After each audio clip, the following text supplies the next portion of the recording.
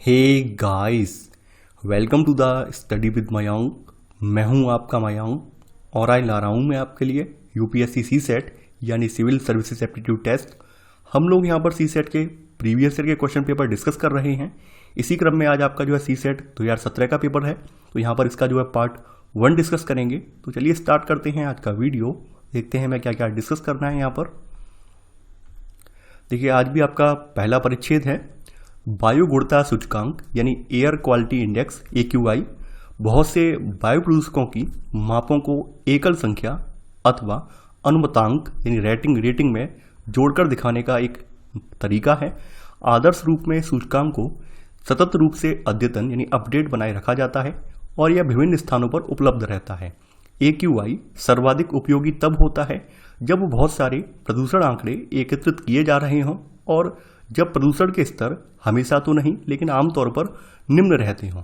इन दशाओं में यदि प्रदूषण स्तर कुछ दिनों के लिए अचानक बढ़ जाए तो जनता वायु गुणवत्ता चेतावनी की प्रतिक्रिया में शीघ्रता से निरोधक कार्रवाई जैसे कि घर के भीतर रहना कर सकती है। दुर्भाग्य से शहरी भारत की हालत ऐसी नहीं है। कई बड़े भारतीय शहरों में प्रदूषण स्तर इतने अधिक होते हैं कि वे वर्ष के ज़्यादातर दिनों में स्वास्थ्य के मानकों अथवा नियामक मानकों से ऊपर बने रहते हैं। यदि हमारा सूचकांक दिन पर दिन लाल या खतरनाक दायरे में बना रहता है तो किसी के लिए भी ज़्यादा कुछ करने लायक नहीं रहता, सिवाय इसके कि इनकी उपेक्षा करने की आदत बना लें। आपका पहला प्रश्न है इससे, उपर्युक्त परिच्छेद से निम्नलिखित में से कौन सा सर्वाधिक तार्किक और तर्कसंगत निष्कर्ष यानी कि इन्फरेंस निकाला जा सकता है। पहला है, हमारे शहरों को प्रदूषण मुक्त रखने के लिए हमारी सरकारें पर्याप्त रूप से जिम्मेवार नहीं हैं। सेकंड है, हमारे देश में वायु गुणवत्ता सूचकांकों की बिल्कुल ही आवश्यकता नहीं है। अगला है, हमारे बड़े शहरों के बहुत से निवासियों के लिए वायु गुणवत्ता सूचकांक सहायक नहीं है। अगला है, प्रत्येक शहर में प्रदूषण संबंधी समस्याओं के बारे में जन जागरूकता बढ़नी चाहिए। देखिए, यहाँ पर अगर बात कर लें तो पूरे पैराग्राफ में कहीं भी यहाँ पर एयर क्वालिटी इंडेक्स के ऊपर सरकार को नहीं घेरा गया है, तो यहाँ पर आपका पहला वाला ऑप्शन तो होगा ही नहीं। दूसरी बात, ये तो बी वाला तो अपने आप में ही गलत है, क्योंकि यहाँ पे लिखा हुआ है कि हमें वायु गुणवत्ता सूचकांकों की बिल्कुल आवश्यकता नहीं है, ये तो बिल्कुल है ही नहीं। अगला है यहाँ पर डी वाला है, प्रत्येक शहर में प्रदूषण संबंधी समस्याओं के बारे में जन जागरूकता बढ़नी चाहिए, ये भी नहीं है। देखिए, यहाँ पर कहीं भी आपका ये नहीं कहा गया है कि भाई एयर क्वालिटी इंडेक्स के ऊपर हमें जन जागरूक होना है, पूरे पैसेज में कहीं भी ये जिक्र नहीं किया गया है, तो आपका डी वाला भी नहीं होगा। सी वाला कथन देखते हैं, हमारे बड़े शहरों के बहुत से निवासियों के लिए वायु गुणवत्ता सूचकांक सहायक नहीं है। ये बिल्कुल सही है, क्योंकि यहाँ पर ये लाइन जो आ रही है कि दुर्भाग्य से शहरी भारत की हालत ऐसी नहीं है। कई बड़े भारतीय शहरों में जो प्रदूषण स्तर है इतने अधिक होते हैं कि वे वर्ष के ज़्यादातर दिनों में स्वास्थ्य के मानकों या फिर नियामक मानकों से ऊपर बने रहते हैं। यानी कहने का मतलब क्या है कि हमारे भारत के यानी वेस्टर्न कल्चर में तो ये बताया गया है, वेस्टर्न कल्चर के बारे में तो यहाँ पर एक इशारा ये किया गया है कि कहीं कहीं पर क्या होता है कि अचानक से एयर क्वालिटी इंडेक्स में यहाँ पर देखने को मिलता है कि भाई प्रदूषण का स्तर बढ़ गया है, तो लोगों से आग्रह किया जाता है घर से बाहर ना निकलें। लेकिन भारत में स्थिति ये नहीं है। भारत में क्या है कि यहाँ पर मोस्टली यानी यहाँ के जो भी शहर हैं, प्रमुख शहर हैं, उनमें मोस्टली जो है यहाँ पर ये देखने को मिलता है कि AQI का जो लेवल है वो बिल्कुल कह सकते हैं खतरे के निशान के पास रहता है, लेकिन फिर भी लोग क्या है वहाँ पर अपनी जो गतिविधियाँ हैं वो संचालित करते हैं। तो यहाँ पर ये बात यहाँ पर इसमें बोली गई है, तो यहाँ पर आपका सी वाला कथन सही हो जाएगा। यानी हमारे बड़े शहरों के बहुत से निवासियों के लिए वायु गुणवत्ता सूचकांक सहायक नहीं है, तो यहाँ पर पहले का आंसर होगा आपका सी वाला। सेकंड परिच्छेद है अब आपका, उत्पादक नौकरियां यानी जॉब विकास के लिए महत्वपूर्ण हैं और अच्छी नौकरी सर्वोत्तम प्रकार का समावेशन है। ध्यान देना, अच्छी नौकरी सर्वोत्तम प्रकार का क्या है? समावेशन है। हमारी आधी से अधिक जनसंख्या कृषि पर आधारित है, परंतु अन्य देशों के अनुभव से पता चलता है यदि कृषि में प्रति व्यक्ति आय पर्याप्त रूप से बढ़ानी है तो कृषि पर निर्भर व्यक्तियों की संख्या में कमी लानी चाहिए। जहां एक ओर उद्योग में नौकरियां सृजित की जा रही हैं, वहीं असंगठित क्षेत्र में ऐसी बहुत सारी नौकरियां निम्न उत्पादकता वाली गैर संविदागत नौकरियां होती हैं जिनमें कम आय और ना के बराबर सुरक्षा दी जाती है तथा कोई हितलाभ नहीं दिए जाते। इनकी तुलना में सेवा क्षेत्र की नौकरियां उच्च उत्पादकता वाली होती हैं, परंतु सेवाओं में रोजगार वृद्धि हाल के वर्षों में धीमी रही है। सेकंड प्रश्न है अब आपका, उपर्युक्त परिच्छेद से निम्नलिखित में से कौन सा सर्वाधिक तार्किक और तर्कसंगत निष्कर्ष निकाला जा सकता है। पहला है, रोजगार वृद्धि और समावेशन को सुनिश्चित करने के लिए हमें अत्यधिक उत्पादक सेवा क्षेत्र की नौकरियों के तीव्रतर विकास की परिस्थितियों को उत्पन्न करना आवश्यक है। सेकंड, आर्थिक वृद्धि और समावेशन को सुनिश्चित करने के लिए हमें खेतिहर कामगारों को अत्यधिक उत्पादक विनिर्माण और सेवा क्षेत्रों में स्थानांतरित करना आवश्यक है। अगला है, हमें कृषि की उत्पादकता बढ़ाने के साथ साथ कृषि क्षेत्र से बाहर उत्पादक नौकरियों के तीव्रतर विकास की परिस्थितियों को उत्पन्न करना आवश्यक है। अगला है, कृषि में प्रति व्यक्ति आय में वृद्धि लाने के लिए हमें उच्च उपज वाली संकर किस्मों और आनुवांशिकता रूपांतरित यानी जेनेटिकली मॉडिफाइड फसलों की खेती पर बल देना आवश्यक है। देखिए, आप अगर देखें तो पूरे पैराग्राफ में कहीं भी यहाँ पर जेनेटिकली मॉडिफाइड या फिर संकर किस्म की फसलों की बात नहीं की गई है, तो डी ऑप्शन तो आपका अपने आप निकल जाएगा। अब देखिए, यहाँ पर अगर बात कर लें आपके जो बी और सी ऑप्शन है, तो परिच्छेद में स्पष्ट रूप से यह उल्लिखित है कि विकास के लिए उत्पादक नौकरियां होना महत्वपूर्ण है। और विकल्प बी जो है आपका खास करके क्या कर रहा है, विकल्प बी किसानों के स्थानांतरण के विषय में बता रहा है कि हमें खेतिहर जो कामगार हैं इनको अत्यधिक उत्पादक विनिर्माण और सेवा क्षेत्रों में स्थानांतरित करना आवश्यक है, जबकि पूरे पैराग्राफ में कहीं भी स्थानांतरण के ऊपर चर्चा नहीं की गई है। तो यहाँ पर बी वाला ऑप्शन भी गलत हो जाएगा। अगर हम ऑप्शन सी की बात करें, यानी अगर हम हमारा जो ऑप्शन सी है, तो ऑप्शन सी में ये कहा गया है कि उत्पादक नौकरियों की तीव्र वृद्धि के लिए, यहाँ पर कहा गया उत्पादक जो नौकरियां हैं इनकी तीव्र वृद्धि के लिए उपयुक्त परिस्थितियों का सृजन कृषि के अतिरिक्त अन्य क्षेत्रों में भी किया जाना चाहिए। ये भी आपका सही नहीं है। यहाँ पर आपका केवल पहला वाला ऑप्शन सही है, यानी पहला वाला ऑप्शन आपका जो है, यानी कि यहाँ पर कहा गया है कि रोजगार वृद्धि और समावेशन को सुनिश्चित करने के लिए हमें अत्यधिक उत्पादक सेवा क्षेत्र की नौकरियों के तीव्रतर विकास की परिस्थितियों को उत्पन्न करना आवश्यक है। ठीक है, तो ये वाला ऑप्शन आपका सही है और यही आपका यहाँ पर इसका अर्थ निकल कर आ रहा है। तो यहाँ पर सेकंड का आंसर होगा आपका ए वाला। तीसरा प्रश्न है अब आपका, भूमि उपयोग में दृश्य भूमि पैमाने के उपागम अप्रोच से संरक्षित क्षेत्रों के बाहर और अधिक जैव विविधता को प्रोत्साहन मिल सकता है। वर्ष 1998 में प्रभंजन यानी हरिकेन मिच के दौरान पर्यावरणीय कृषि पद्धतियों के उपयोग करने वाले फार्मों का पारंपरिक तकनीकों के उपयोग करने वाले फार्मों की तुलना में क्रमशः होंडुरास, निकारागुआ और ग्वाटेमाला में 58%, 70% और 99% कम नुकसान हुआ।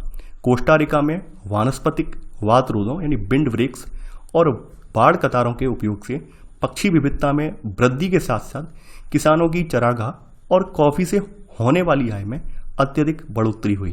प्राकृतिक अथवा अर्ध प्राकृतिक आवास के निकटतर कृषि भूमि होने पर मधुमक्खियों से होने वाला परागण अधिक प्रभावकारी होता है। यह निष्कर्ष महत्वपूर्ण है क्योंकि विश्व की 107 अग्रणी फसलों का 87% परागण करने वाली जंतुओं पर निर्भर है।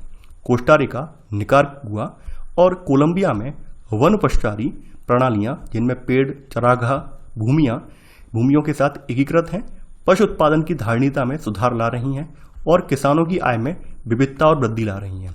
देखिए, यहाँ पर आपका जो पूरा जो परिच्छेद नंबर 3 है, इसका जो मेन सार कहा गया है वो आपके अंतिम वाली लाइन में कहा गया है कि यहाँ पर बताया गया है कि जो ये देश हैं, कोस्टा रिका हुआ, निकारागुआ हुआ या कोलंबिया हुआ, यहाँ पे वन पशुचारी प्रणालियाँ हैं जिनमें पेड़ चारागाह भूमियाँ इनके साथ ही एकीकृत हैं, तो पशु उत्पादन की धारणीता में सुधार भी ला रही हैं और कहीं ना कहीं किसानों की आय में विविधता और ये वृद्धि ला रही हैं। यहाँ पर ये बात बोली गई है।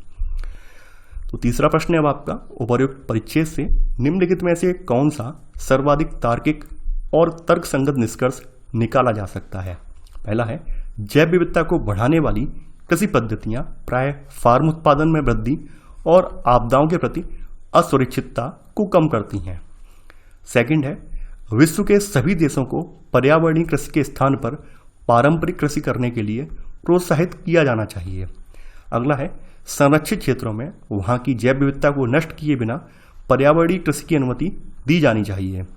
अगला है, खाद्य फसलों की उपज तब अत्यधिक होगी जब उनकी खेती में पर्यावरणीय कृषि पद्धतियां अपनाई जाएं। देखिए, यहाँ पर आप देखें तो यहाँ पर दिए गए विकल्पों में से डी विकल्प आपका पूरी तरह से असत्य है।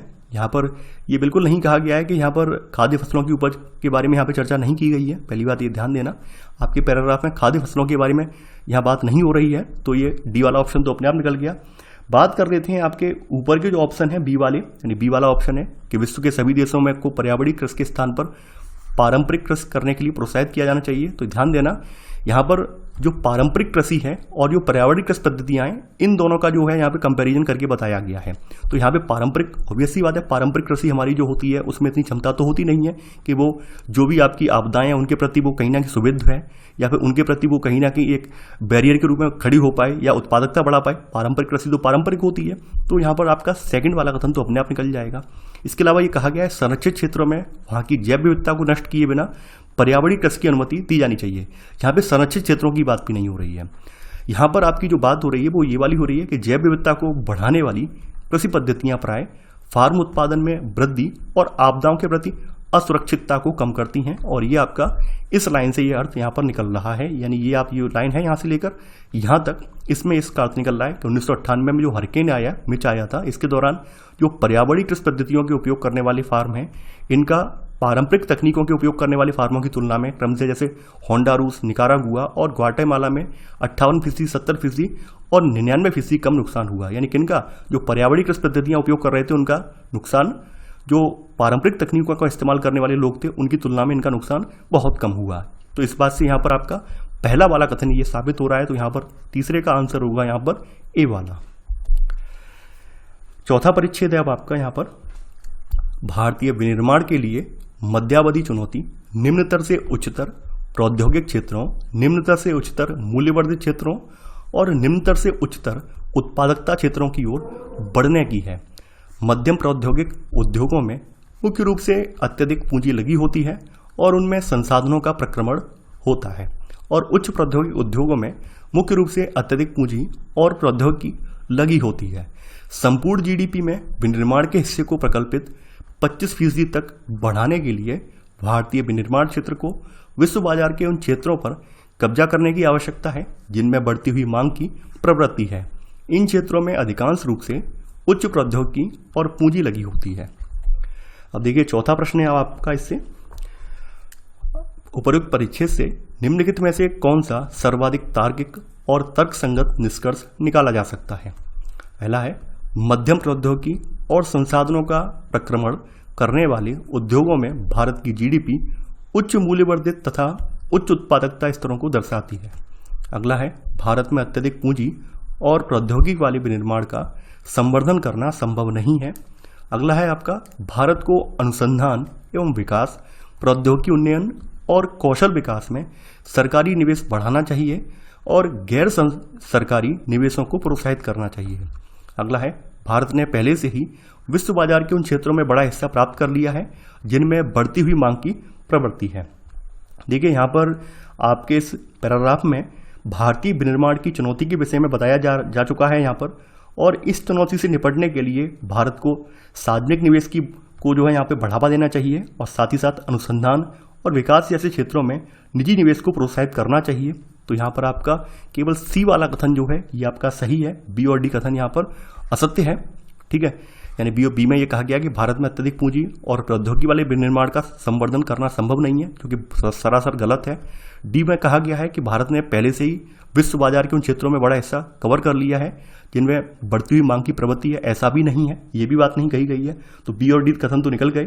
जबकि आपका विकल्प ए के अनुसार उच्च मूल्यवर्धन और उच्च उत्पादकता भारत के सकल घरेलू उत्पाद का संचालन करती है, जो कि यहाँ पर सही नहीं है। ये पहला वाला कथन भी गलत है। तो यहाँ पर आंसर होगा आपका चौथे का सी वाला। आपका पांचवा पैराग्राफ है यहाँ पर, पिछले दशक के दौरान भारतीय कृषि खाद्यान्न व तिलहन का रिकॉर्ड उत्पादन करने के साथ और अधिक सुदृढ़ हुई है।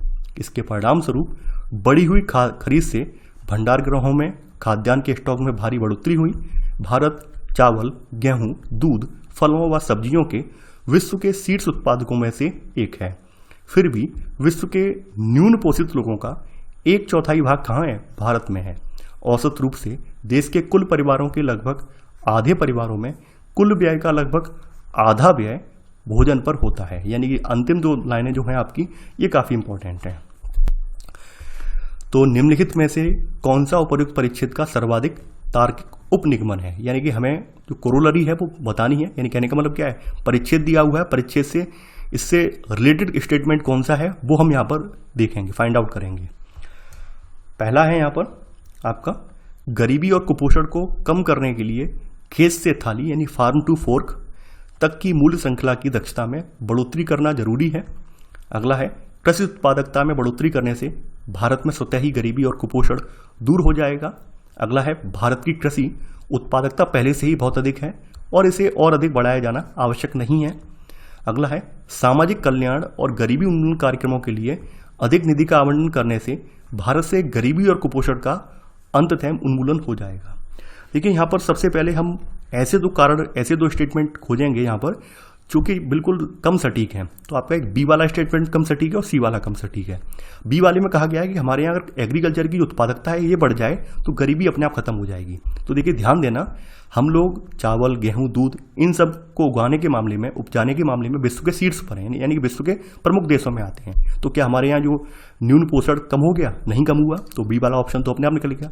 सी में बात की गई है कि भारत की जो कृषि उत्पादकता है ये पहले से बहुत अधिक है और इसे और अधिक बढ़ाया जाना आवश्यक नहीं है। ये भी गलत है। भाई उत्पादकता तो है, लेकिन उत्पादकता जिन क्षेत्रों में होनी चाहिए वहाँ पर नहीं है। मेन चीज़ है जो खाद्य श्रृंखला जो जाल बन रहा है हमारे यहाँ, जो कह सकते हैं खेत से लेकर थाली तक जो हमारे यहाँ अनाज खाद्यान्न पहुँचता है, उसका वितरण में कहीं ना कहीं हमारे यहाँ फॉल्ट है। यहाँ पर जो पैराग्राफ जो बता रहा है उसके अकॉर्डिंग मैं बात कर रहा हूँ। तो यहाँ पर आपका सी वाला कथन भी गलत हो जाएगा। सामाजिक कल्याण और गरीबी उन्मूलन की जो बात की गई है, तो यहाँ पर अगर आप परिच्छेद से देखें तो परिच्छेद से यह स्पष्ट है कि भारत में खाद्य अनाजों और तिलहन का अत्यधिक उत्पादन होता है, लेकिन फिर भी भारत में कुपोषित लोगों की संख्या यहाँ पर अधिक है। इसलिए क्या होगा?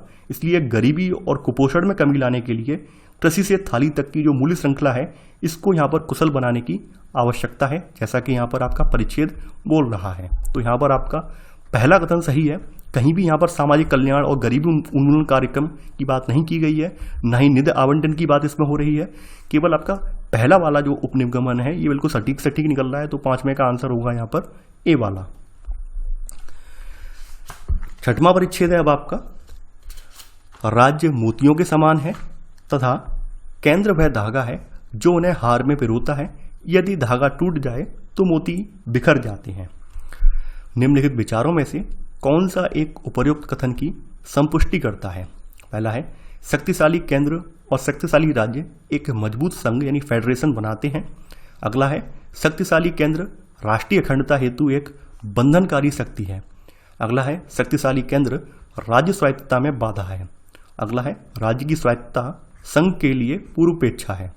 देखिए अगर बात की जाए तो यहाँ पर जो कथन कहा गया है वो ये कहा गया है कि राज्य जो क्या है मोतियों के समान है, ठीक है, और केंद्र क्या है वो धागा है। यानी आपने देखा होगा जो माला हम बनाते हैं उसमें क्या करते हैं, धागा अगर मजबूत होता है तो मोती जो है उसमें लंबे समय तक जुड़े रहते हैं। अगर धागा मजबूत नहीं है तो क्या होता है, मोती बिखर जाते हैं।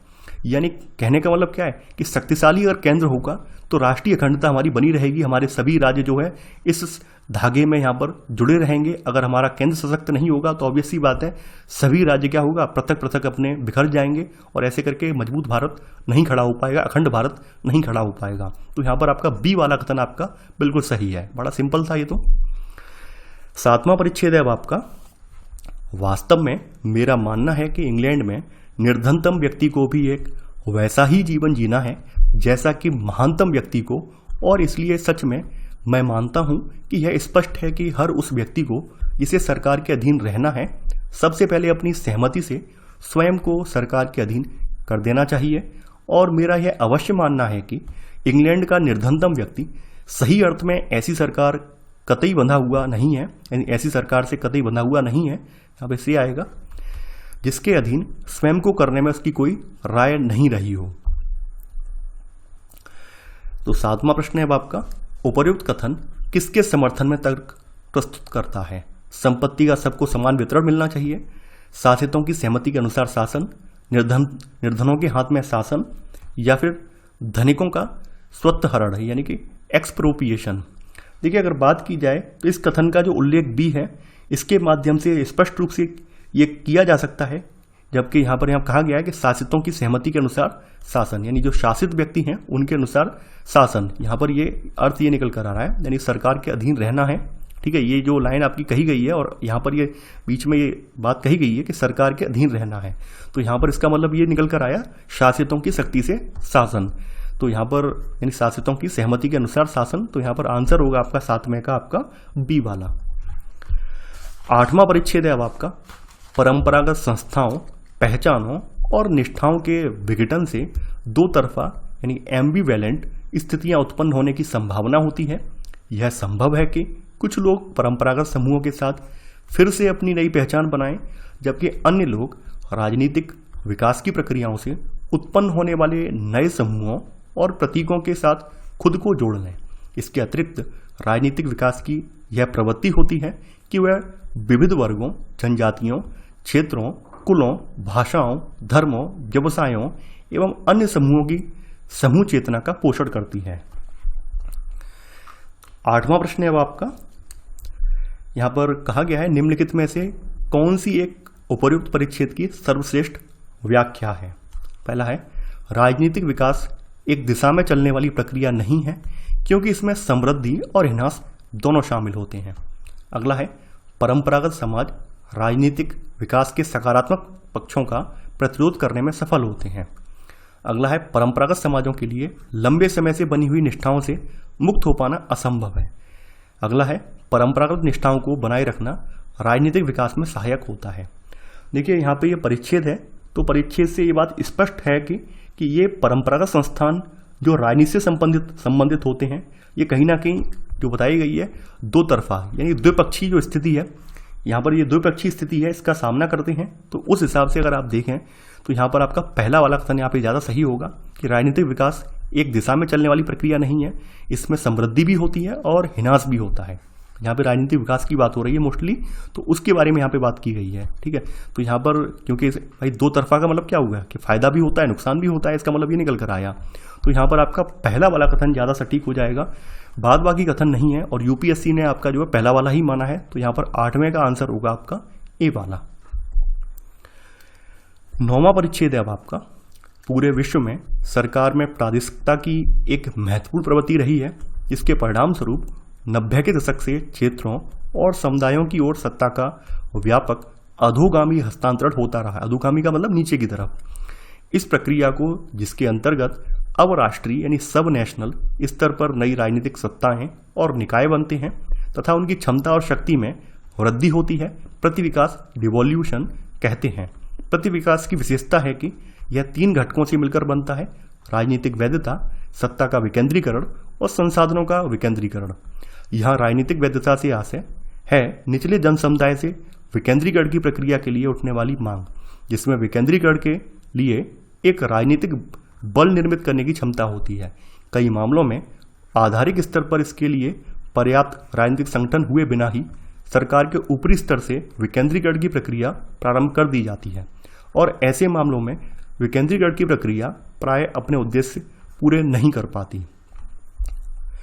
तो 9वां आपका प्रश्न है अब आपका, उपर्युक्त परिच्छेद से निम्नलिखित में से कौन सा सर्वाधिक तार्किक, तर्कसंगत और विवेचनात्मक निष्कर्ष निकाला जा सकता है। तो यहाँ पर आपका पहला वाला है, अब राष्ट्रीय राजनीतिक सत्ताओं के निर्माण के लिए और इस तरह सफल प्रतिविकास और विकेंद्रीकरण सुनिश्चित करने के लिए शक्तिशाली जन नेताओं का उभरना अनिवार्य है।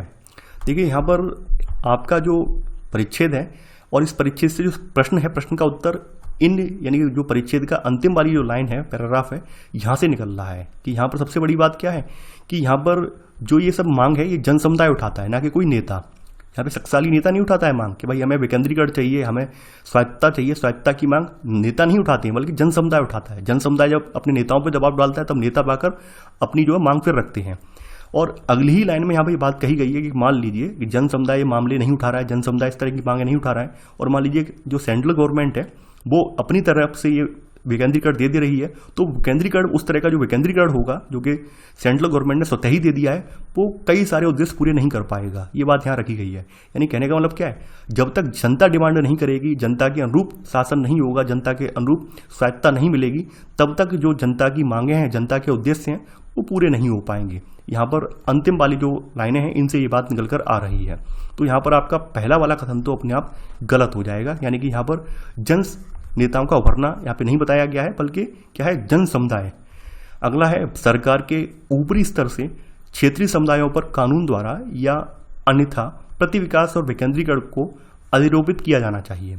ये भी यहाँ पर नहीं कहा गया है कि भाई क्षेत्रीय समुदायों पर कानून के द्वारा या फिर अन्यथा प्रतिविकास के द्वारा या विकेंद्रीकरण को अधिरोपित किया जाना चाहिए, ये बात कानूनी रूप से नहीं कही गई है। यहाँ पर प्रतिविकास को सफल होने के लिए ऐसे लोकतंत्र की अपेक्षा होती है जिसमें निचले स्तर के लोगों की इच्छा की स्वतंत्र अभिव्यक्ति हो और आधारिक स्तर पर उनकी सक्रिय भागीदारी हो।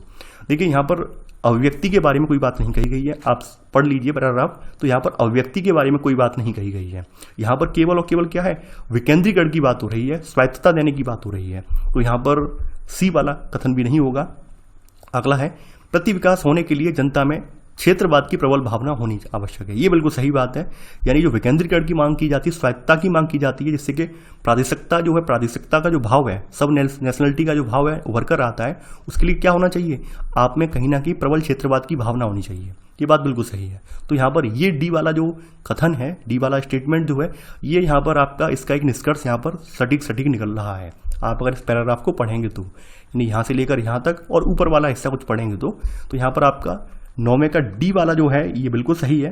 तो यहाँ पर आंसर होगा आपका यहाँ पर डी। 10वां परिच्छेद है अब आपका, हम डिजिटल काल में रहते हैं। डिजिटल सिर्फ ऐसी कोई चीज नहीं है जिसका उपयोग कार्यनीतिक रूप से और विशिष्ट तौर पर कुछ कार्यों को पूरा करने के लिए किया जाता है।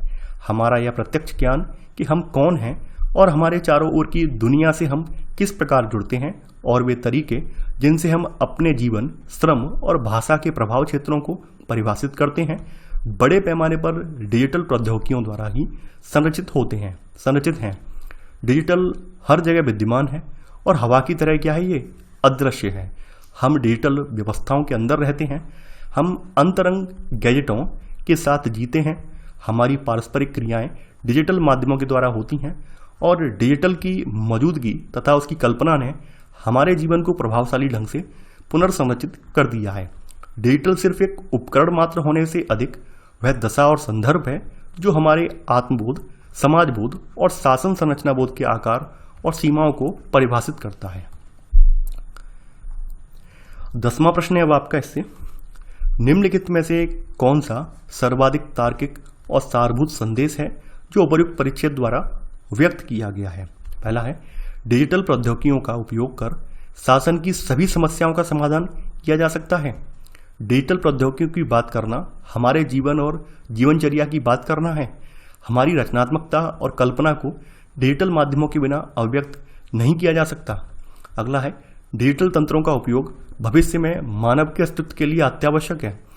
देखिए यहाँ पर अगर बात की जाए तो परिच्छेद के संदर्भ में हम कह सकते हैं कि हमारे जीवन के हर पहलू में डिजिटल उपस्थिति है। परिच्छेद जो कह रहा है उसका मतलब यही है कि हमारे जीवन के हर पहलू में डिजिटल उपस्थिति है।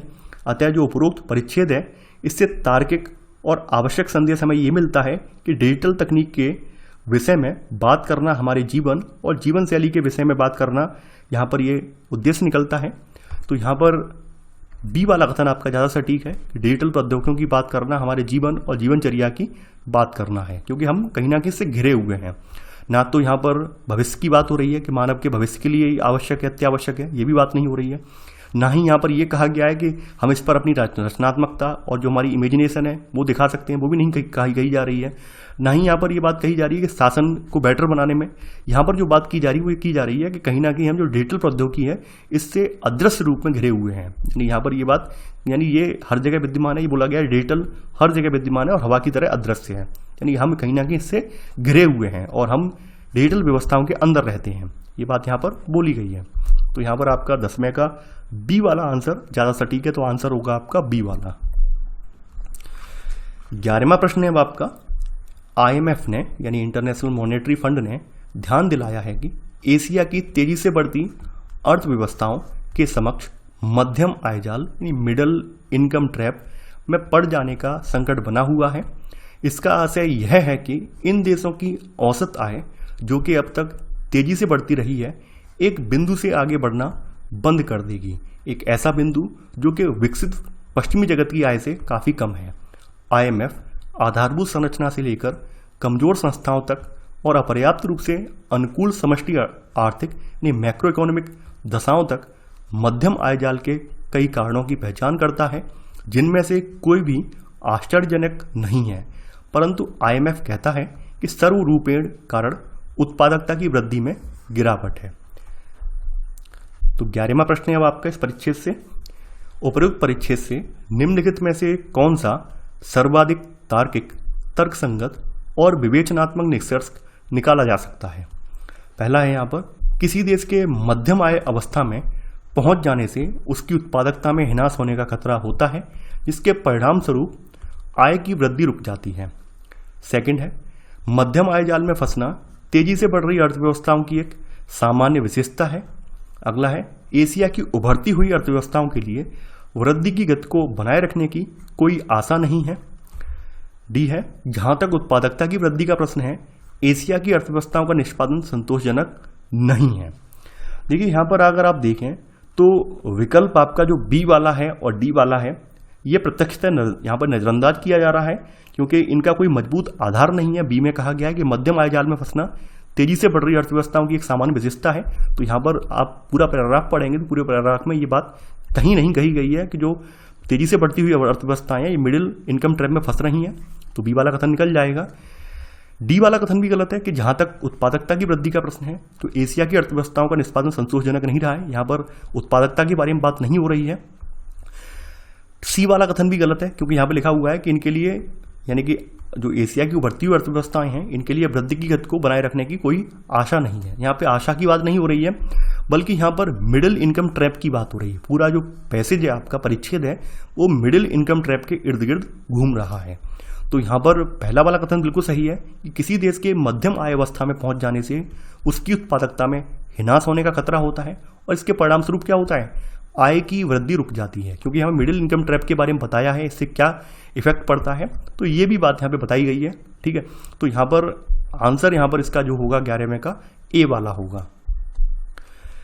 12वां प्रश्न है अब आपका, नव प्रवर्तनकारी यानी इनोवेटिव भारत समावेशी होने के साथ साथ प्रौद्योगिकी में भी उन्नत होगा, जिससे सभी भारतीयों के जीवन में सुधार आएगा। नव प्रवर्तन तथा R&D यानी रिसर्च एंड डेवलपमेंट बढ़ती हुई सामाजिक असमानता को कम कर सकते हैं और द्रुत शहरीकरण से उत्पन्न होने वाले दबावों से मुक्त कर सकते हैं।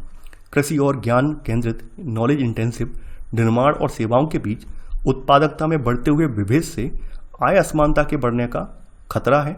भारत की रिसर्च एंड डेवलपमेंट प्रयोगशालाओं और विश्वविद्यालयों को गरीब लोगों की जरूरतों पर ध्यान रखने के लिए प्रोत्साहित कर तथा ज्ञान अर्जन के लिए अनौपचारिक प्रतिष्ठानों की क्षमता में उन्नयन कर एक नव प्रवर्तनकारी और अनुसंधान कार्यक्रम इस प्रभाव का सामना कर सकता है। समावेशी नव प्रवर्तन वस्तु और सेवाओं की लागत को कम कर सकता है। ध्यान देना, यहाँ पे जो समावेशिता है, समावेशिता से आशा की गई है कि ये समावेशी नव प्रवर्तन वस्तु और सेवाओं की लागत को कम कर सकता है और गरीब लोगों के लिए आय अर्जन के अवसर उत्पन्न कर सकता है। यानी कि यहाँ पे समावेशी पर ज़्यादा बल दिया गया है, तो मैंने इसको हाईलाइट कर दिया है। 12वां प्रश्न है अब आपका इससे, यहाँ पर है, निम्नलिखित में से कौन सी सर्वाधिक तार्किक और तर्कसंगत पूर्व धारणा है जो कि उपर्युक्त परिच्छेद से बनाई जा सकती है। पहला है, गांव से शहरों के प्रवसन को कम करने के लिए नव प्रवर्तन तथा रिसर्च एंड डेवलपमेंट ही एकमात्र रास्ता है। अगला है, तेजी से विकसित होने वाले प्रत्येक देश को कृषि और अन्य क्षेत्रों में उत्पादकता के बीच विभेद को न्यूनतम करने की आवश्यकता है। अगला है, समावेशी नव प्रवर्तन तथा रिसर्च एंड डेवलपमेंट एक समतावादी समाज बनाने में सहायता कर सकती हैं।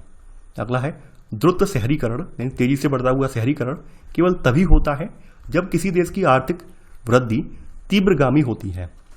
देखिए यहाँ पर अगर विकल्प ए को देखा जाए, विकल्प एक यहाँ पर असत्य है, क्योंकि यहाँ पर इसमें कहा गया है कि नव प्रवर्तन और अनुसंधान एवं विकास ही केवल वे मार्ग हैं। यानी कि यहाँ पर बोला गया कि यही एकमात्र, यानी एकमात्र का मतलब केवल, ओनली यही बोला गया, केवल यही वे मार्ग हैं जिनसे प्रशासन में कमी लाई जा सकती है।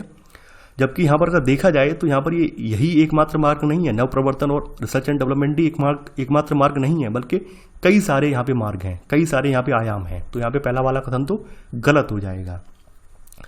यहाँ पर अगर आप डी वाला कथन देखें तो डी वाला कथन भी गलत है। यानी कि यहाँ पर जो डी वाला कथन कहा गया है, विकल्प डी, ये भी असत्य है, क्योंकि इसमें ये केवल कहा गया है कि केवल तीव्र आर्थिक वृद्धि ही तीव्र शहरीकरण के लिए जिम्मेदार है। तो ये भी यहाँ पर गलत है। यहाँ पर बी वाला कथन है कि तेजी से विकसित होने वाले प्रत्येक देश को कृषि और अन्य क्षेत्रों में उत्पादकता के बीच विभेद को न्यूनतम करने की आवश्यकता है। तो यहाँ पर उत्पादकता में विभेद की बात तो हो ही नहीं रही है, उसके बारे में तो चर्चा ही नहीं कर रहे हैं। यहाँ पर केवल सी वाला विकल्प ज़्यादा तर्कसंगत है।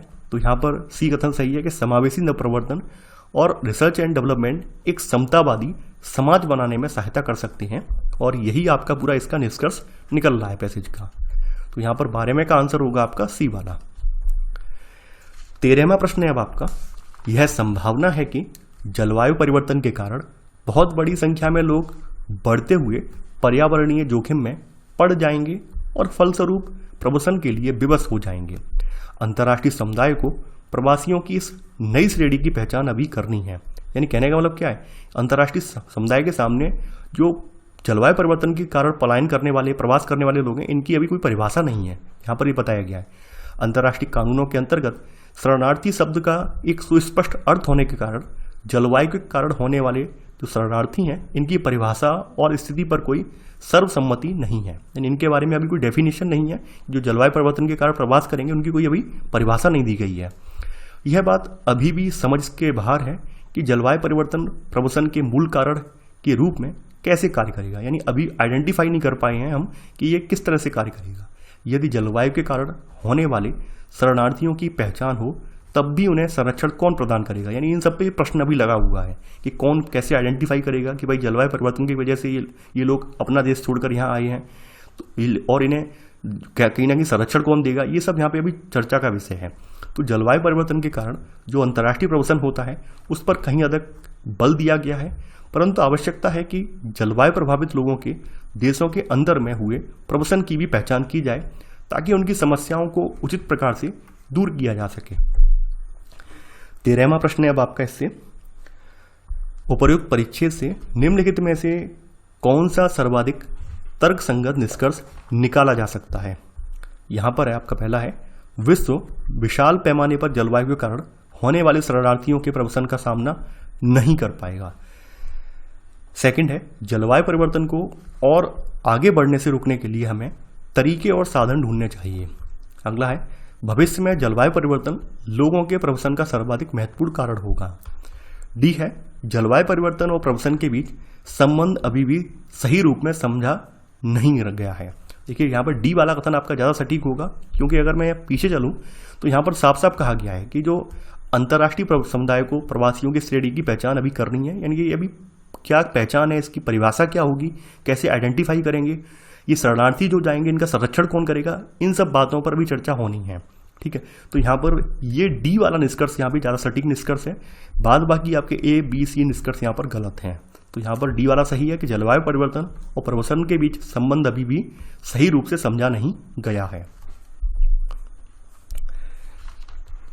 यहाँ पर आपका 14वां प्रश्न है अब आपका, अनेक किसान फसल को हानि पहुंचाने वाले कीटों को मारने के लिए संश्लेषित कीटनाशकों का उपयोग करते हैं। कुछ विकसित देशों में तो कीटनाशकों की खपत 3000 ग्राम प्रति हेक्टेयर तक पहुंच रही है। दुर्भाग्यवश ऐसी कई रिपोर्ट हैं कि ऐसे यौगिकों में अंतर्निहित विषाक्तता होती है जो खेती करने वालों के उपभोक्ताओं के स्वास्थ्य और पर्यावरण को खतरे में डालती है। संश्लेषित कीटनाशक सामान्यतः पर्यावरण में लगातार बने रहते हैं, खाद्य श्रृंखला में प्रवेश कर वे सूक्ष्म जैविक विविधता को नष्ट कर पारिस्थितिक असंतुलन उत्पन्न करते हैं। इनके अंधाधुंध उपयोग के परिणाम स्वरूप कीटों में कीटनाशकों के विरुद्ध प्रतिरोध विकसित हुआ है। प्राकृतिक संतुलन में गड़बड़ी हुई है और जिन समष्टियों का उपचार किया जा चुका है वे फिर से बढ़ गई हैं। वानस्पतिक कीटनाशक का उपयोग कर, ध्यान देना किसका, वानस्पतिक जो कीटनाशक है इसका उपयोग कर प्राकृतिक पीड़क नियंत्रण करना इनके उपयोगकर्ताओं एवं पर्यावरण के लिए अपेक्षाकृत सुरक्षित होता है, क्योंकि वे सूर्य के प्रकाश की मौजूदगी में कुछ घंटों या फिर दिनों में ही हानि रहित में यौगिकों में टूट जाते हैं। कीटनाशी विशेषताओं से युक्त पौधे लाख वर्षों से पारिस्थितिक तंत्र पर कोई खराब या प्रतिकूल प्रभाव डाले बिना प्रकृति में मौजूद हैं। अधिकांश मृदाओं में आमतौर पर पाए जाने वाले अनेक सूक्ष्म जीव इन्हें सरलता से विघटित कर देते हैं। वे परिभक्षियों की जैविक विविधता को बनाए रखने और पर्यावरणीय प्रदूषण तथा मनुष्यों के स्वास्थ्य संकटों को कम करने में सहायक हैं। पौधों से बनाए गए वानस्पतिक कीटनाशक जैव निम्नीकरण यानी बायोडिग्रेडेबल होते हैं और फसल सुरक्षा में उनका उपयोग करना व्यावहारिक रूप से एक धारणीय विकल्प है। तो यहां पर 14वां प्रश्न है अब आपका इसके, उपर्युक्त परिच्छेद के आधार पर निम्नलिखित पूर्व धारणाएं बनाई गई हैं। कौन कौन सी पूर्व धारणाएं यहाँ पे बनाई गई है वो देखते हैं, और उपर्युक्त पूर्व धारणाओं में से कौन सा सही है ये आइडेंटिफाई करना है। आधुनिक कृषि में संश्लेषित कीटनाशकों का उपयोग कभी भी नहीं करना चाहिए। देखिए यहाँ पर अगर आप पहला वाला पैराग्राफ देखें तो यहाँ पर ये बात कहीं नहीं कही गई है कि आपको आधुनिक कृषि में जो संश्लेषित कीटनाशक है इनका प्रयोग कभी नहीं करना चाहिए, ये बिल्कुल नहीं कहा गया है। तो यहाँ पर पहला वाला तो गलत हो जाएगा। सेकंड है, धारणीय कृषि जो है इसका एक उद्देश्य अल्पतम पारिस्थितिकी असंतुलन को सुनिश्चित करना है। हाँ बिल्कुल सही बात है, जो आपके धारणीय कृषि है इसका उद्देश्य क्या है कि जो आपका अल्पतम पारिस्थितिकी असंतुलन है इसको सुनिश्चित किया जाए। तो यहाँ पर सेकंड वाला कथन सही है। थर्ड है आपका, वानस्पतिक कीटनाशक संश्लेषित कीटनाशकों की तुलना में अधिक प्रभावकारी होते हैं। देखिए ये भी गलत है, यानी कि प्रभावकारी नहीं है बल्कि क्या है, ये कम नुकसान पहुंचाते हैं, और संश्लेषित कीटनाशकों की तुलना में ये क्या है, बायोडिग्रेडेबल है, क्योंकि संश्लेषित कीटनाशक जो है लंबे समय तक पर्यावरण में रहकर इसको नुकसान पहुंचाते हैं, जबकि ये क्या है, अल्प मात्रा में यानी कि बहुत न्यून मात्रा में नुकसान पहुंचाते हैं। तो यहाँ पर थर्ड वाला कथन गलत हो जाएगा, यहाँ पर केवल सेकंड वाला कथन सही है। आंसर होगा आपका बी, केवल सेकंड। 15वां प्रश्न है आपका यहाँ पर, जैव कीटनाशकों के विषय में निम्नलिखित कथनों में से कौन सा सही है। नीचे दिए गए कूट का प्रयोग करके सही उत्तर चुनिए। पहला है, वे मानवीय स्वास्थ्य के लिए खतरनाक नहीं है। जैव कीटनाशक जो कि पौधों से तैयार होते हैं वो वाले, वे पर्यावरण में लगातार बने रहते हैं। अगला है, वे किसी भी पारिस्थितिकी तंत्र की जैव विविधता बनाए रखने के लिए अनिवार्य हैं। देखिए यहाँ पर पहली बात क्या है, हमें जो पैराग्राफ में दी गई है कि वानस्पतिक कीटनाशक जो होते हैं ये आपके संश्लेषित की तुलना में कम हानिकारक हैं और अपेक्षाकृत सुरक्षित होते हैं, ये बात हमें यहाँ बोली गई है। तो यहाँ पर क्या है, पहला वाला कथन आपका बिल्कुल सही है कि ये मानवीय स्वास्थ्य के लिए खतरनाक नहीं है। सेकंड वाला गलत है कि वे पर्यावरण में लगातार बने रहते हैं। अगर आप इसको देखें तो क्या है कि ये सूर्य की प्रकाश की मौजूदगी में कुछ घंटों में या फिर दिनों में ही हानि रहित यौगिकों में ये टूट जाते हैं, तो यानी कि ये लंबे समय तक नहीं रहते हैं। तो यहाँ सेकंड वाला गलत हो गया। वे किसी भी पारिस्थितिकी तंत्र की जैव विविधता बनाए रखने के लिए अनिवार्य हैं। अनिवार्य जो है, जो जैव कीटनाशक है इनकी उपयोगिता को कठोर बना देता है। यहाँ पे ये कहीं भी बात नहीं कही गई है कि जो जैव कीटनाशक हैं ये जैव विविधता को बनाए रखने के लिए अनिवार्य हैं। तो यहाँ पर थर्ड वाला कथन भी गलत हो जाएगा, केवल पहला वाला कथन सही है। तो आंसर होगा आपका यहाँ पर ए, केवल एक। 15वां परिच्छेद है अब आपका, जलवायु परिवर्तन से एक चीज जो अकाट्य रूप से होती है वह ऐसी घटनाओं का घटित होना या बढ़ना है जिनसे संसाधनों के कम होते जाने में और तेजी आती है। इन घटते जाते संसाधनों के ऊपर होने वाली प्रतिस्पर्धा के परिणाम स्वरूप राजनीतिक या और भी हिंसक संघर्ष सामने आता है। संसाधन आधारित संघर्ष शायद ही कभी खुलेआम हुए हैं, इसलिए उन्हें विलग रूप में देखना कठिन होता है। इसके बजाय वे ऊपरी परतें उड़कर राजनीतिक रूप में कहीं अधिक स्वीकार्य रूप में सामने आते हैं। जल जैसे संसाधनों के ऊपर होने वाले संघर्ष प्राय पहचान या विचारधारा के वेश में या वेश का लबादा उड़े रहते हैं। 16वां प्रश्न है अब आपका इससे, उपर्युक्त परिच्छेद का निहितार्थ क्या है।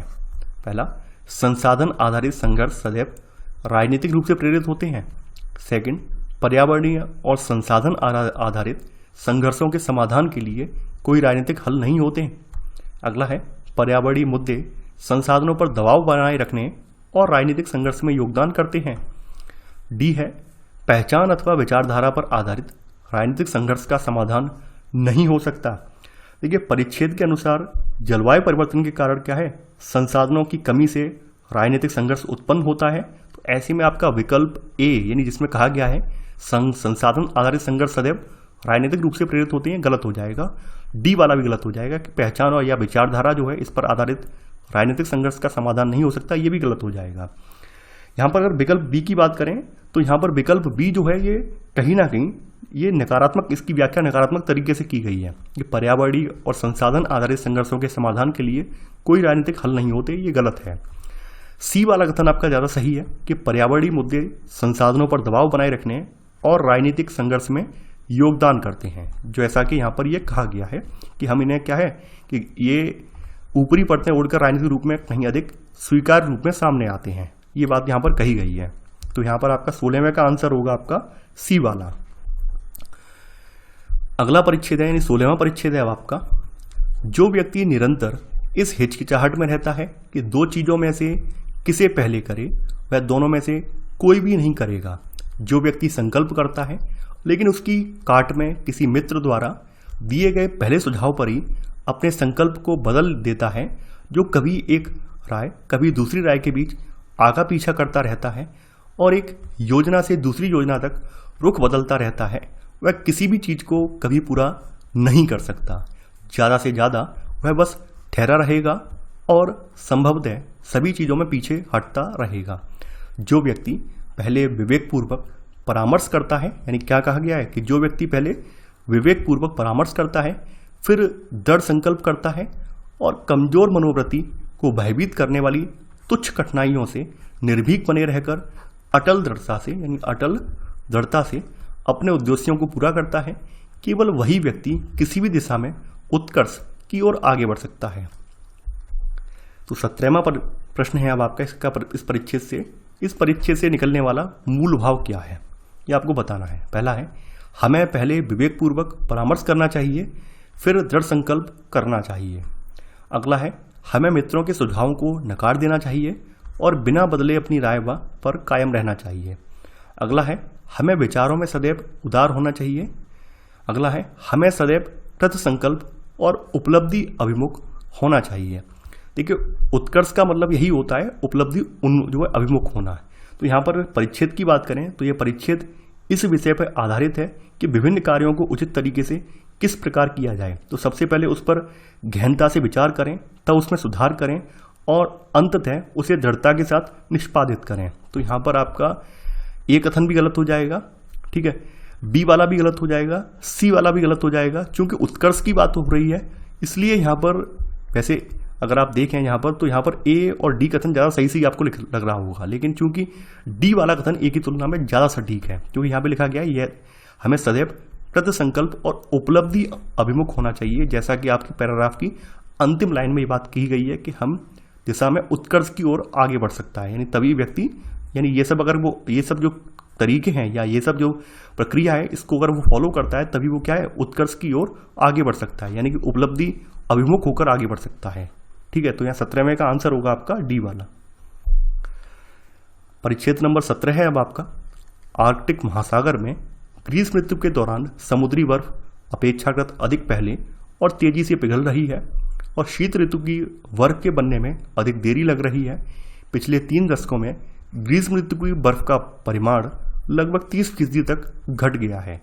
ग्रीष्म गलन की अवधि के लंबे हो जाने से संपूर्ण आर्कटिक खाद्य जाल के, जिसमें ध्रुवीय भालू शीर्ष पर हैं, छिन्न भिन्न हो जाने का संकट सामने आ गया है। यानी कि यहाँ पर ध्रुवीय भालू की वजह से क्या है, ध्रुवीय भालू खाद्य जाल में यहाँ पर क्या है, जो आर्कटिक है, आर्कटिक के खाद्य जाल में सबसे ऊपर कौन है, शीर्ष पर ध्रुवीय भालू है, तो इनके छिन्न भिन्न हो जाने का संकट यहाँ पर सामने आ गया है। यानी कहने का मतलब क्या है, यहाँ पर जो ध्रुवीय भालू के ऊपर संकट क्रिएट हो रहा है, वहाँ पर रहने वाला जो सबसे प्रमुख प्रजाति है, उसके बारे में यहाँ पर डिस्कस किया जा रहा है परिच्छेद में।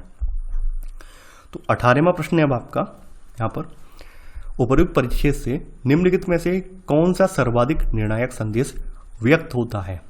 पहला है, जलवायु परिवर्तन के कारण आर्कटिक ग्रीष्म ऋतु अल्पावधि की परंतु उच्च तापमान वाली हो गई है।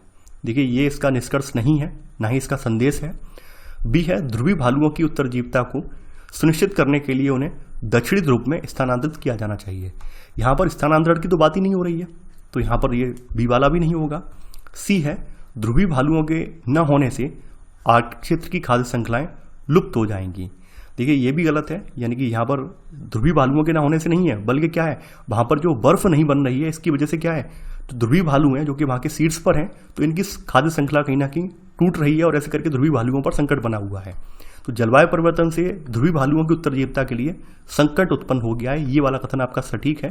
तो यहाँ 18वें का आंसर होगा आपका डी वाला। परिच्छेद 18 है अब आपका, लोग क्यों खुले में शौच जाना ज़्यादा पसंद करते हैं और शौचालय रखना नहीं चाहते, या जिनके पास शौचालय हैं वे उसका उपयोग कभी कभी ही करते हैं। हाल के अनुसंधान से तो खास बातें सामने आई हैं। शुद्धता और प्रदूषण के विचार और ना चाहना कि गड्ढे या सेप्टिक टैंक भरें, क्योंकि उन्हें खाली करना होता है। यानी कि हाल के अनुसंधान में क्या निकल कर आया है कि लोग क्या करते हैं, दो बातों का हवाला देते हैं। तो शुद्धता का विचार देते हैं, यानी कहने का मतलब क्या है कि घर में गंदगी को हम जमा नहीं करेंगे, इस वजह से हम बाहर जाते हैं। गांव में अगर आप अक्सर जाएंगे तो गांव में लोग यही बात करते हैं कि हम घर में मल को जमा करना शुभ नहीं होता है, तमाम उसकी जो है खामियां गिना देंगे। वहीं ये प्रदूषण का विचार देंगे। और भी अगला कारण ये होता है कि जो सेप्टिक टैंक बना होता है घर में, पक्का वाला टैंक जहाँ पर मल स्टोर होता है, कि गड्ढे या सेप्टिक टैंक भरें, क्योंकि उन्हें खाली करना होता है। खाली करने में क्या होता है, बहुत ज़्यादा बदबू वगैरह या बहुत ज़्यादा गंदगी होती है। तो लोग ये सोचते हैं कि घर में अगर हम बार बार मल त्याग करेंगे तो क्या होगा, हमारा सेप्टिक टैंक भर जाएगा और हमें खाली करवाना पड़ेगा। तो यहाँ पर ये कहीं ना कहीं प्रदूषण या शुद्धता का हवाला देकर लोग घर वाली जो लेटरिन है वो यूज नहीं करते हैं। ये वे मुद्दे हैं जिन पर कोई बात नहीं करना चाहता, लेकिन यदि हम खुले में शौच की प्रथा का उन्मूलन करना चाहते हैं तो इन मुद्दों का सामना करना होगा और इनसे समुचित तरीके से निपटना होगा। 19वां प्रश्न है अब आपका, उपर्युक्त परिच्छेद से निम्नलिखित में से कौन सा सर्वाधिक निर्णायक संदेश व्यक्त होता है। पहला है यहाँ पर, शुद्धता और प्रदूषण के विचार इतने गहरे समाये हैं कि उन्हें लोगों के दिमाग से हटाया नहीं जा सकता। लोगों को समझना होगा कि शौचालय का उपयोग और गड्ढों का खाली किया जाना शुद्धता की बात है, ना कि अशुद्धता की। लोग अपनी पुरानी आदतों को बदल नहीं सकते। लोगों में ना तो नागरिक बोध है और ना ही एकांतता नि प्राइवेसी का बोध है। देखिए यहाँ पर डी वाला कथन तो बिल्कुल गलत है। यहाँ पे नागरिक बोध या एकांतता की बात तो हो ही नहीं रही है। ये भी गलत है कि लोग अपनी पुरानी आदतों को बदल नहीं सकते। भाई इंसान क्या है, इंसान अपनी आदतें समय के अनुरूप बदल लेता है। अनुकूलन करना इंसान की एक प्रवृत्ति है। यानी अनुकूलन का मतलब यही होता है कि समय के अनुसार अपने आप को ढाल लेना। तो ये सी वाला कथन यहाँ गलत हो जाएगा। ए वाले कथन की बात करें कि भाई कि शुद्धता और प्रदूषण के विचार इतने गहरे समाये हैं कि उन्हें लोगों के दिमाग से हटाया जाना नहीं जा सकता, तो ये भी गलत है। बी वाला कथन आपका बिल्कुल सही है। अगर लोगों को ये यहाँ पे समझना होगा कि शौचालय का उपयोग और गड्ढों का खाली किया जाना शुद्धता की बात है, ना कि अशुद्धता की। तो यहाँ पर बी वाला कथन आपका ज़्यादा अच्छा संदेश व्यक्त कर रहा है। तो यहाँ पर 19वें का आंसर होगा यहाँ पर बी वाला। परिच्छेद 19वां है अब आपका, पिछले 2 दशकों में विश्व के सकल घरेलू उत्पाद जीडीपी में 50% की वृद्धि हुई, जबकि समावेशी संपदा मात्र 6% बढ़ी है। हाल के दशकों में जीडीपी संचालित आर्थिक निष्पादन ने मानव पूंजी जैसे समावेशी संपदा को और जंगल, जमीन एवं जल जैसी प्राकृतिक संपदा को केवल क्षति ही पहुंचाई है। पिछले 2 दशकों में विश्व की मानव पूंजी जो कुल समावेशी संपदा का 57% है, केवल 8% ही बढ़ी, जबकि प्राकृतिक संपदा में जो कुल समावेशी संपदा का 23% है, विश्व स्तर पर 30% की इसमें गिरावट आई है। यानी किसमें आई गिरावट? प्राकृतिक संपदा में। प्राकृतिक संपदा समावेशी संपदा की कितनी है? 23% है। और ग्लोबली इसमें देखें तो ग्लोबली इसमें 30% की क्या आई है? गिरावट देखने को मिली है। ये बात यहाँ पर बोली गई है। 20वां प्रश्न है अब आपका, इसमें निम्नलिखित में से कौन सा उपर्युक्त परिच्छेद का सर्वाधिक निर्णायक निष्कर्ष है। पहला है यहाँ पर, प्राकृतिक संपदा के विकास पर और अधिक बल दिया जाना चाहिए।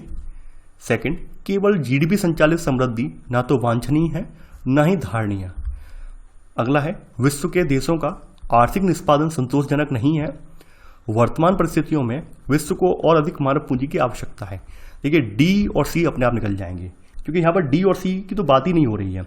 इस परिच्छेद से हम यह निष्कर्ष निकाल सकते हैं कि जो जीडीपी के द्वारा क्या है, होने वाली वृद्धि ना तो वांछनीय है और ना ही ये सतत है, क्योंकि इससे मानव पूंजी में कोई वृद्धि नहीं होगी। यह सतत नहीं है क्योंकि मानव की आगामी पीढ़ियों के लिए प्राकृतिक संपदा शेष नहीं बची है। तो यहाँ पर आप देखेंगे केवल बी वाला कथन सही है, ए वाला कथन भी यहाँ पर गलत हो जाएगा। तो आंसर होगा आपका यहाँ पर बी वाला।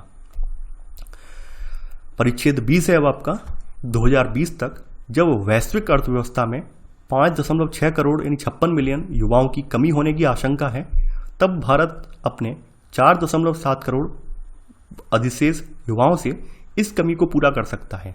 भारत में 2 अंकों में विकास निर्मुक्त करने के लिए मार्ग के रूप में श्रम सुधारों की इसी संदर्भ में प्राय उद्घृत किया जाता है। 2014 में भारत का श्रम बल जनसंख्या का लगभग 40% होने का आकलन था, लेकिन इस बल का 93% असंगठित क्षेत्र में था। विगत पूरे दशक में रोजगार की चक्रवृद्धि वार्षिक समृद्धि दर यानी compound annual growth rate CAGR जैसे कहते हैं 0.5% तक मंद हो चुकी थी, जहां पिछले वर्ष के दौरान लगभग 1.4 करोड़ यानी 14 मिलियन नौकरियां सृजित हुई, जबकि श्रम बल में लगभग 1.5 करोड़ यानी 15 मिलियन की वृद्धि हुई। 21वां प्रश्न है अब आपका, निम्नलिखित में से कौन सा उपयुक्त परिच्छेद का सर्वाधिक तार्किक निष्कर्ष है, ये आपको बताना है। पहला है, भारत की अपनी जनसंख्या वृद्धि पर अवश्य ही नियंत्रण करना चाहिए ताकि इसकी बेरोजगारी दर कम हो सके। देखिए पहला वाला तो कथन यहाँ बिल्कुल गलत है। यहाँ पर भारत की बेरोजगारी दर कम करने की बात तो हो ही नहीं रही है, तो यहाँ पहला वाला तो अपने आप निकल जाएगा। बी है, भारत के विशाल श्रम बल का उत्पादक रूप में इष्टतम उपयोग करने के लिए भारत में श्रम सुधारों की आवश्यकता है। भारत अतिशीघ्र 2 अंकों का विकास प्राप्त करने की ओर अग्रसर है। भारत अन्य देशों को कौशल प्राप्त युवाओं की पूर्ति करने में सक्षम है।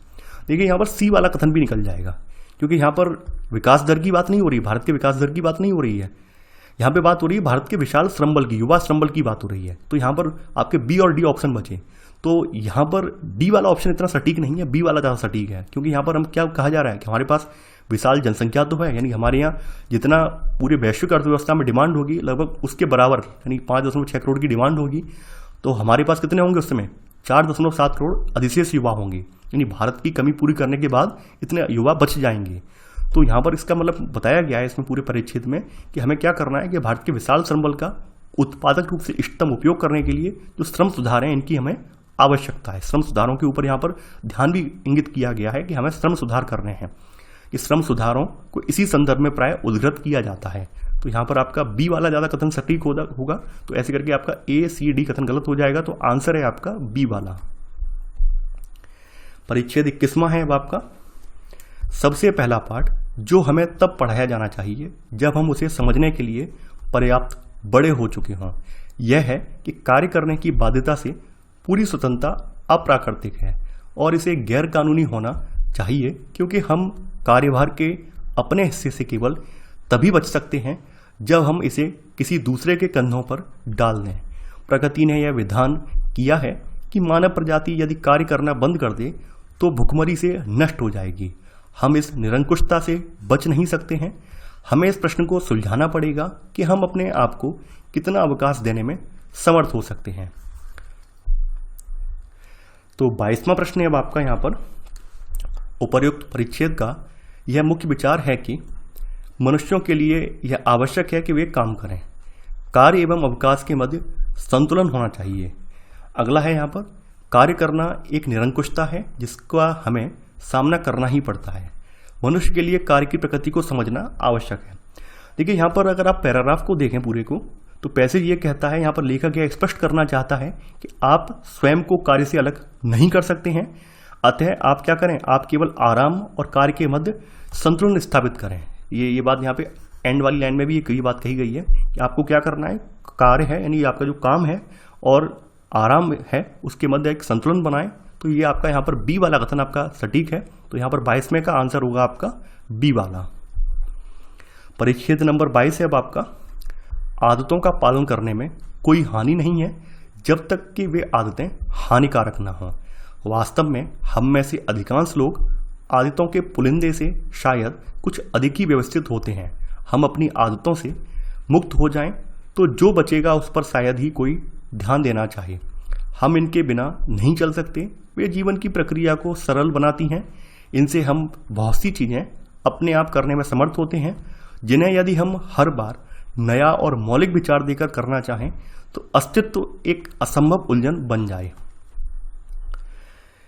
23वां आपका प्रश्न है अब आपका, लेखक का सुझाव है कि आदतें हमारे जीवन को कठिन बनाती हैं, हमारे जीवन में सटीकता लाती हैं, हमारे लिए जीना आसान करती हैं या हमारे जीवन को मशीन बनाती हैं। देखिए लेखक का यहाँ पर मानना है कि प्रत्येक व्यक्ति की कुछ आदतें होती हैं और वे तब तक ही अच्छी होती हैं, यानी पहली लाइन में ये बात ये कही गई है स्पष्ट रूप से कि ये आदतें तब तक ही अच्छी होती हैं जब तक कि वे नुकसानदेह नहीं होती। यानी अगर इसे अन्य शब्दों में कहें तो जीवन कुछ नहीं बल्कि आदतों का एक पुलिंदा है जो कि भिन्न भिन्न होती हैं। तो यहाँ पर आपका आंसर है यहाँ पर सी वाला, यानी हमारे लिए आदतें जो होती हैं ये जीना आसान करती हैं, तो हमें अपनी आदतों को बैलेंस में रखना है। तो यहाँ पर 23वें का जो सुझाव है तो यहाँ पर आंसर होगा इसका सी वाला। परिच्छेद नंबर अब आपका 23वां है। यहाँ पर हमारे सामने कठोर परिश्रम है। जब तक हम अपने प्रण को संपूर्णतः पूरा नहीं कर लेते, जब तक हम भारत के सभी लोगों को वह नहीं बना देते जो कि नियति चाहती है कि वे हों, तब तक हम में से किसी को आराम नहीं करना है। हम एक महान देश के नागरिक हैं, सो स्पष्ट प्रगति के कगार पर हैं और हमें उन उच्च आदर्शों को जीवन में उतारना है। हम सभी, चाहे हम किसी भी धर्म के हों, समान रूप से भारत की संतान हैं और हमारे अधिकार, विशेषाधिकार और दायित्व बराबर हैं।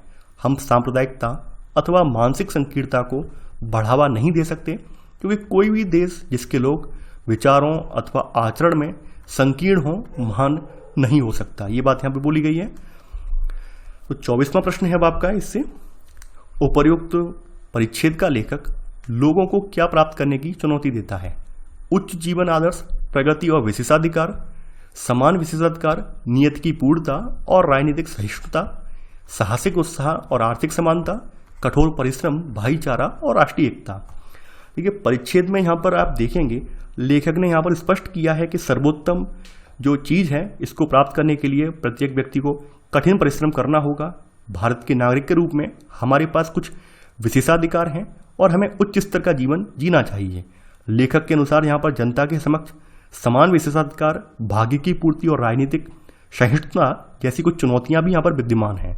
तो यहाँ पर आपका बी वाला कथन आपका ज़्यादा सही है कि चुनौती कौन कौन सी आपकी यही है कि समान विशेषाधिकार, नियति की पूर्णता और राजनीतिक सहिष्णुता जैसी हमारे पास कुछ चुनौतियां भी यहाँ पर विद्यमान हैं। तो 24वें का आंसर होगा यहाँ पर बी वाला।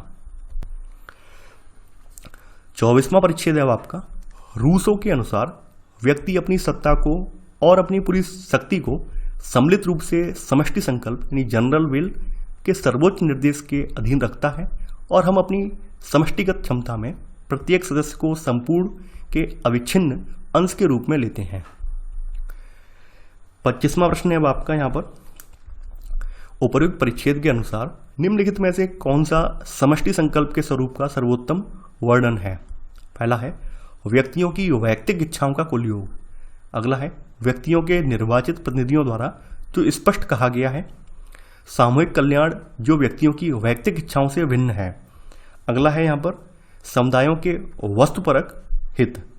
देखिए, यहाँ पर बात कर लें आपकी 1 बाय 1 करके, तो यहाँ पर आप देखेंगे यहाँ पर लेखक यह मानता है कि प्रत्येक व्यक्ति को सामान्य इच्छा से निर्देशित किया जाता है। तो यहाँ पर रूसो का जो विचार है वो क्या है, यानी कि यहाँ पर प्रत्येक व्यक्ति को सामान्य इच्छा से यहाँ पर निर्देशित किया जाता है। तो इनमें से यहाँ पर आप देखेंगे जो आपका ए विकल्प है ये भी निकल जाएगा कि व्यक्तियों की वैयक्तिक इच्छाओं का कुल योग, ये नहीं है। व्यक्तियों के निर्वाचित प्रतिनिधियों द्वारा जो स्पष्ट कहा गया ये भी नहीं है। डी समुदाय के वस्तुपरक हित, ये भी नहीं है। सी वाला कथन यहाँ पे ज़्यादा सटीक है।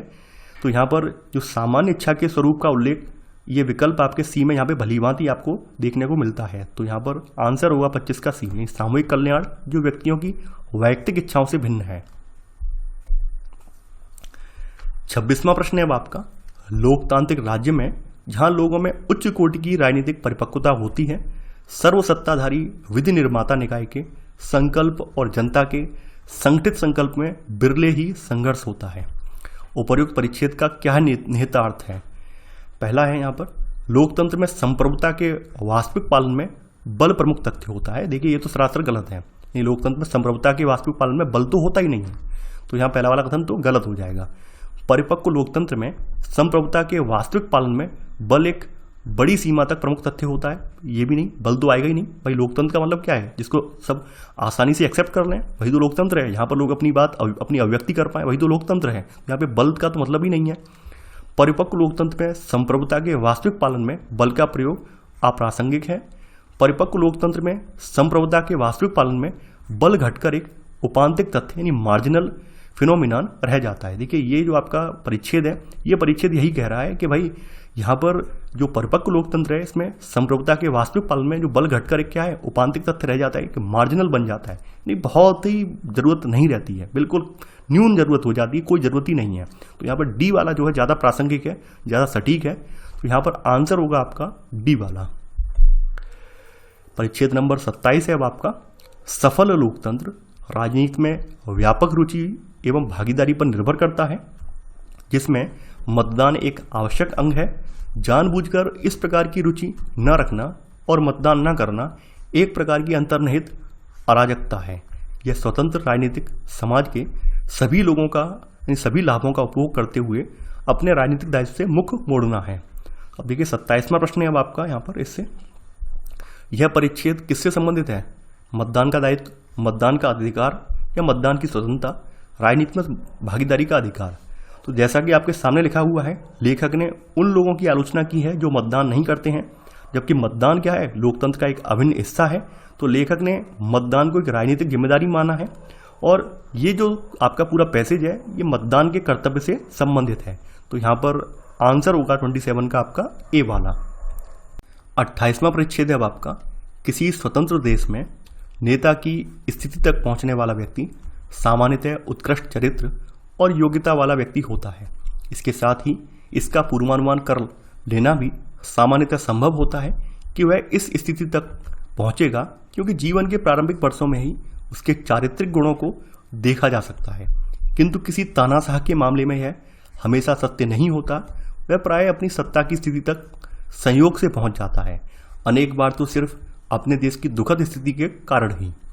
तो 28वां प्रश्न है, इस परिच्छेद में सुझाया गया प्रतीत होता है, क्या सुझाया गया है वो आपको देखना है। पहला है, नेता अपनी भावी स्थिति का पूर्वानुमान कर लेता है। नेता सिर्फ किसी लोक स्वतंत्र देश के द्वारा ही चुना जाता है। किसी भी नेता को इस बात पर ध्यान रखना चाहिए कि उसका देश निराशा से मुक्त रहे। किसी देश में बनी हुई निराशा की परिणति कभी कभी तानाशाही में होती है। तो देखिए परिच्छेद में आप देखेंगे, परिच्छेद में उस स्थिति के विषय में कहा गया है जब एक नेता तानाशाह बन जाता है। किसी देश में उथल पुथल की स्थिति में कभी कभी नेता जो है तानाशाह के रूप में शासन करने लगता है। तो यहाँ पर डी वाला जो कथन है वो ज़्यादा सटीक है। तो यहाँ पर आंसर है आपका 28 का डी वाला। 29वां परिच्छेद है अब आपका, तकनीकी प्रगति में निहित मानव जाति के लिए सबसे बड़ा वरदान निश्चित रूप से भौतिक संपदा का संचय नहीं है। किसी व्यक्ति द्वारा जीवन में इनकी जितनी मात्रा का वास्तविक रूप में उपभोग किया जा सकता है वह बहुत अधिक नहीं है, किंतु फुर्सत के समय के उपभोग की संभावनाएं उसी संकीर्ण सीमा तक सीमित नहीं है। जिन्होंने फुर्सत के समय के उपहार के सदुपयोग का कभी अनुभव नहीं किया है वे लोग इसका दुरुपयोग कर सकते हैं। फिर भी समाजों की एक अल्प संख्या द्वारा फुर्सत के समय का रचनात्मक उपयोग किया जाना ही आदिम स्तर के बाद सभी मानव प्रगति का मुख्य प्रेरणा स्रोत रहा है। 29वां प्रश्न है अब आपका, इससे उपर्युक्त परिच्छेद के संदर्भ में निम्नलिखित पूर्व धारणाएं बनाई गई हैं। पहला है, फुर्सत के समय को लोग सदैव उपहार के रूप में देखते हैं तथा इसका उपयोग और अधिक भौतिक संपदा अर्जित करने के लिए करते हैं। कुछ लोगों द्वारा फुर्सत के समय का नूतन और मौलिक चीजों के उत्पादन के लिए उपयोग किया जाना ही मानव प्रगति का मुख्य स्रोत रहा है। इनमें से कौन सी पूर्व धारणा या पूर्व धारणाएं वैध हैं? देखिए यहाँ पर अगर आप परिच्छेद को देखें तो परिच्छेद में स्पष्ट रूप से यह कहा गया है कि लोग विभिन्न कार्यों को करने के लिए अपने आराम के समय का उपयोग नहीं करते हैं, परंतु कुछ लोग ऐसे भी हैं जो यह जानते हैं कि आराम के समय का उपयोग कैसे किया जाए। खास करके आप देखेंगे जो वैज्ञानिक हैं तो वैज्ञानिक उन व्यक्तियों में से हैं जो अपने आराम के समय का उपयोग करते हैं तथा ताकि वे जो हैं आदिम स्तर से कहीं ना कहीं आदिम स्तर से परे मानव की प्रगति के लिए जिम्मेदार हैं। तो यहाँ पर आप देखेंगे जो पहली वाली जो पूर्व धारणा है ऐसे में गलत हो जाएगी। सेकंड वाली जो पूर्व धारणा है वो यहाँ पर वैध होगी कि कुछ लोगों द्वारा फुर्सत के समय का नूतन और मौलिक चीज़ों के उत्पादन के लिए उपयोग किया जाना ही मानव प्रगति का मुख्य स्रोत है। खास करके वैज्ञानिकों के बारे में ये कथन कहा गया है। तो यहाँ पर आंसर होगा आपका बी वाला। 30वां परिच्छेद है अब आपका, इस अभिकथन में किंचित से कहीं अधिक सच्चाई है कि सामयिक घटनाओं की बुद्धिमत्तापूर्ण व्याख्या के लिए प्राचीन इतिहास का कार्यसाधक ज्ञान होना आवश्यक है, किंतु जिस बुद्धिमान ने समझदारी के ये शब्द कहे थे उसने विशेष रूप से इतिहास की प्रसिद्धि लड़ाइयों के अध्ययन से होने वाले, इतिहास की प्रसिद्ध लड़ाइयाँ हैं इनके अध्ययन से होने वाले फायदों पर अवश्य ही कुछ ना कुछ कहा होगा, क्योंकि इनमें हम में से उनके लिए सबक शामिल हैं। यानी क्या है, जो एक लेसन है वो शामिल है। जो नेतृत्व करते हैं या नेता बनने की अभिलाषा रखते हैं, इस तरह के अध्ययन कुछ ऐसे गुण और विशेषताएं उद्घाटित होंगी जिनसे विजेताओं के लिए जीत परिचालित हुई और वे कतिपय कमियां भी जिनके कारण हारने वालों की हार हुई, और विद्यार्थी यह देखेगा कि यही प्रतिरूप सदियों से लगातार बार बार पुनर्गठित होता है। 30वां प्रश्न है अब आपका, इससे उपर्युक्त परिच्छेद के संदर्भ में निम्नलिखित पूर्व धारणाएं बनाई गई हैं। पहला है, इतिहास की प्रसिद्ध लड़ाइयों का अध्ययन हमें आधुनिक युद्ध स्थिति को समझने में सहायता करेगा। जो भी नेतृत्व की इच्छा रखता है उनके लिए इतिहास का अध्ययन अनिवार्य है। तो इनमें से कौन सी पूर्व धारणा या पूर्व धारणाएं वैध हैं? देखिए यहाँ पर अगर बात करें परिच्छेद की, तो परिच्छेद के आधार पर हम ये कह सकते हैं कि इतिहास के प्रसिद्ध युद्धों का अध्ययन हमें विजेताओं की जीत और जो असफल व्यक्ति हैं इनकी हार के कारणों के समझने में सहायता कर सकता है, और यह निश्चित ही आधुनिक संघर्षों को समझने में मददगार होगा। तो यहाँ पर आपकी पहली वाली पूर्व धारणा आपकी जो है ये वैध है। एक नेता से प्रत्येक स्थिति में देश का नेतृत्व करने की अपेक्षा की जाती है, चाहे युद्ध की स्थिति हो या प्रगतिशील राज्य की। तो यहाँ पर कोई भी व्यक्ति जो नेता बनने की चाह रखता है उसके लिए इतिहास का अध्ययन बहुत ज़्यादा अनिवार्य है। तो यहाँ पर आपका पहला दूसरा कथन दोनों ही सही हैं, दोनों पूर्व धारणाएं सही हैं। तो आंसर होगा आपका सी, 1 और 2 दोनों। तो ये था हमारा आज का वीडियो। आई होप आपको ये वीडियो पसंद आया होगा। आप लोग इस वीडियो को लाइक शेयर करना ना भूलें। तो चलिए आज के लिए बस इतना ही। Thanks for watching. जय हिंद।